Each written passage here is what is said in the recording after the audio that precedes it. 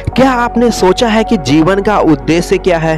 कुंडलिनी जागरण के बिना हम में से अधिकांश लोग अपनी आध्यात्मिक यात्रा की ओर आकर्षित नहीं होते। यह शक्तिशाली ऊर्जा हमारे शरीर के विभिन्न चक्रों से होकर गुजरती है और हमें नए अनुभव और भावनाओं का एहसास कराती है। तो आगे वीडियो स्टार्ट करने से पहले बता दूं कि वीडियो को आप लास्ट तक जरूर देखें, क्योंकि आध्यात्मिक लाइन का वीडियो आधा अधूरा आपके लिए बहुत ज्यादा हानिकारक हो सकता है। तो चलो वीडियो स्टार्ट कर लेते हैं। जैसे ही ये ऊर्जा ऊपर की ओर बढ़ती है, हमारे भीतर आनंद, प्रेम, उदारता, भय और कृतज्ञता के भाव उत्पन्न होते हैं। अन्यथा यह हमें कोई नहीं बनने की ओर ले जाती है, जहां हमें अपनी संपूर्णता का अनुभव होता है। इस वीडियो में जानेंगे कि कैसे कुंडलिनी का हर चरण जीवन को संपूर्णता की ओर आग्रह करता है। कुंडलिनी के बारे में बहुत से लोग अपनी अपनी राय देते हैं। इस वीडियो में हम गुरुदेव श्री श्री रविशंकरा जी के बताए गए कुंडलिनी के महत्व को सरल भाषा में समझेंगे। गुरुदेव कहते हैं कि कुंडलिनी के बारे में बहुत ज्यादा शोर है, लेकिन मैं बता दूं कि ये बहुत ही ज्यादा सरल है। कुंडलिनी के जागरण के बिना आपको किसी चीज में कोई रुचि नहीं होगी। आप एक बहुत ही सुस्त व्यक्ति होंगे। क्या आपने कभी ट्रक ड्राइवरों को देखा है? वे बस रात दिन गाड़ी चलाते हैं। वे उस दृश्य का आनंद ही नहीं लेते जिससे वे गुजर रहे होते हैं। ना ही वे अलग अलग खाने का आनंद लेते हैं। वे बस गाड़ी चलाते हैं, खाते हैं, शराब पीते हैं और सोने चले जाते हैं। कुंडलिनी के जागरण के बिना किसी भी चीज में कोई रुचि या जिज्ञासा उत्पन्न नहीं होता है। कभी कभी हमें यह सवाल सताता है कि मैं कौन हूँ, मेरे जीवन में आने का क्या उद्देश्य है और मुझे जीवन से क्या चाहिए, जीवन इतना छोटा क्यों है। यह सब जागरूकता के संकेत हैं कि आधार चक्र या कुंडलिनी जागरण हो गई है। जब यह दूसरे चक्र में पहुंचती है तो क्या होता है? गहन यौन इच्छा उत्पन्न होती है, संतान उत्पत्ति या रचनात्मक की इच्छा आदि।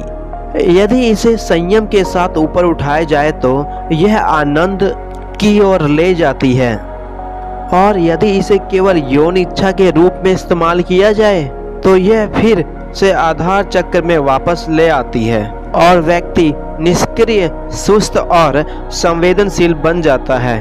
तीसरे चक्र नाभि में यह 4 भावनाओं में प्रकट होती है: लोभ, ईर्ष्या, आनंद और उदारता।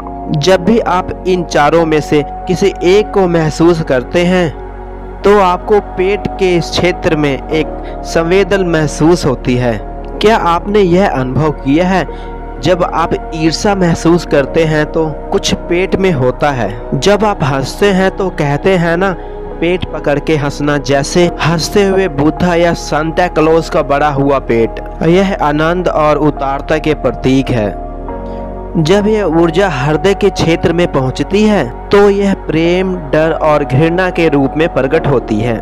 जब आप प्रेम महसूस करते हैं तो एक अस्पष्टता सा अनुभव महसूस होता है, और जब डर होता है तो हृदय कांपता है। घृणा के समय दिल सिमटता है, जिससे बाहर दिखाने की कोशिश होती है कि हम किसी चीज को चूर चूर कर देना चाहते हैं। वहीं गले के क्षेत्र में यह कृतज्ञता और दुख के रूप में प्रकट होती है। जब आप दुखी होते हैं तो गला रुकता है, जब आप कृतज्ञ होते हैं तो भी गला रुकता है। यह विशुद्धि चक्र है, शुद्धिकरण का स्थान।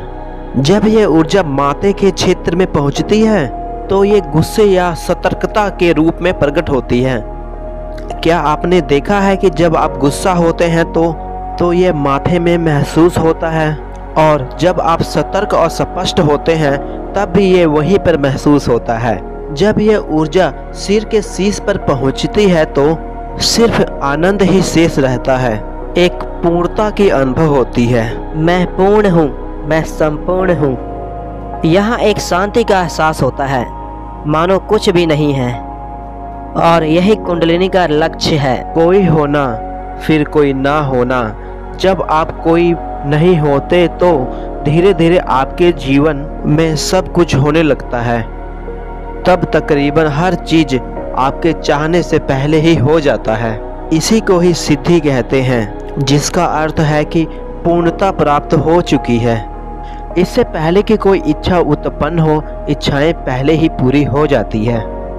जब जीवन इतना भरपूर होता है तो उसे और अधिक खाली और विशालता बनाने के लिए आपको सब कुछ छोड़ना पड़ता है।